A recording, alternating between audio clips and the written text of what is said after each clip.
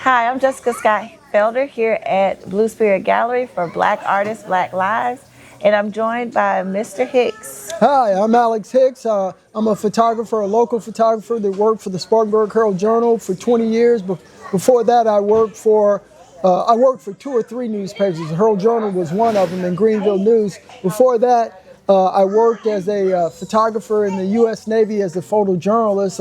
I joined the military to pay for college, and I was fortunate enough to go to Syracuse University and learn how to take these great photographs at the SI Newhouse School of Public Communication. So what makes a great photo for you? What makes a great photo to me is I believe first and foremost a person, you kind of have to have your soul bore. And when I say that, it's hard to make great photography if you can't have any empathy for what you're photographing. And I like to think that I'm a all right photographer, but I'm a great person, and I have great empathy for the human condition. And the human condition, and I'm very much as formed as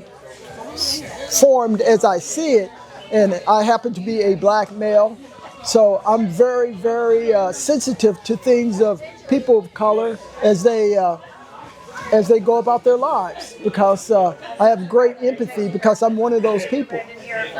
Now, can you talk about a photograph that might have been your most challenging, whether technically or as far as going out and getting the photo? I'm sure with your experience in the Navy that you were able to have a broad range of opportunities all over the world to photograph. Yeah, wow, that's a great question. I would say that it's not one particular photograph. I would say that I've gone through phases in my life as people develop. Some phases of my development have been more challenging than the other phases. So as I go through as a photographer, as I grow as a person, I found out sometimes it's really easy, and then sometimes it's downright hard. Like sometimes I would come out and I get people get what they call writer's block. I would get shooter's block. And when I've got shooter's block, I would be taking pictures and I'd look at it. I couldn't empathize. I don't know what was going on with me. And then it's like anything else,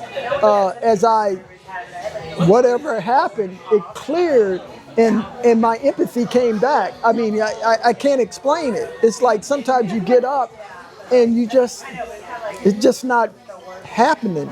And then you have to clear yourself, and I put the camera down, and one of my techniques, I put the camera down and I walk around and I just look at people and I look at things. Then my empathy comes back. I'm ready to hit it again. Great. So what's a photograph that stands out the most for you in this work? Wow. If you had to have one that you shared with the audience. Today? Today that you really the Candy Apple Kid. Okay. There's a little young man here that I think is a really, really great photograph because it's a monotone. It's all monotone. You look at it, you think it's a black and white photo until you look at it and you go like, wow, that's really a color photo. And then that apple just jumps out and it just permeates the moment. So with this photo, where was it captured? Can you provide some background? This was at the Piedmont Interstate Fairground a couple of years ago. And this kid was just licking this apple. And I don't look for complicated photos. I look for photos that engage you as a person or whatever. A photo, to me, you go to a war zone and you take a photograph. It's not the war zone or whatever, it's the empathy you have for what's going on right there. And that empathy can be found in your backyard. You don't have to go to a war zone. You don't have to go to across the world. It's in your backyard. Use your feelings and go out, like painting. You go outside, you see something, and you're a great painter and sculpturist and all that kind of stuff, but you go out and you just see something and it inspires you. It doesn't have to be in Tahiti.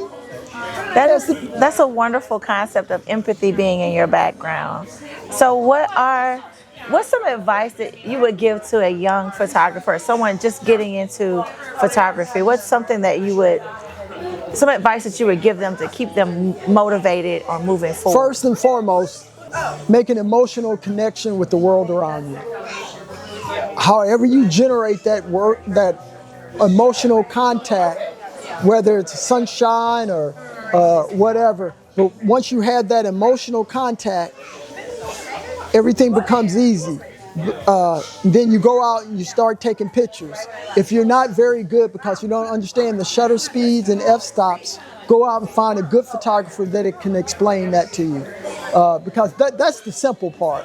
The shutter speeds and f-stops, people act like that's so hard. That's really easy, I can tell you, but I can't take you as a person and have you connect to something. You have to do that yourself. Okay. And so, take a lot of pictures. Take a lot of pictures. So you said to find a great photographer. What's the best way for people to reach out to you? Oh, my name is Alex Hicks.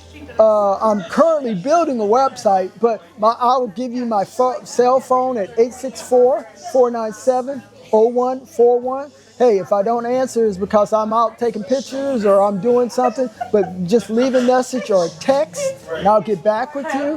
What was the other part of your email question? address? My email address is phc, Papa Hotel Charlie, phc, Alex, ALEX, .hicks@gmail.com. Drop me a line. I'm a very open person because one thing I will say that in my journey in photography, a lot of people stopped what they were doing and called me and helped me or whatever. So I'm very open.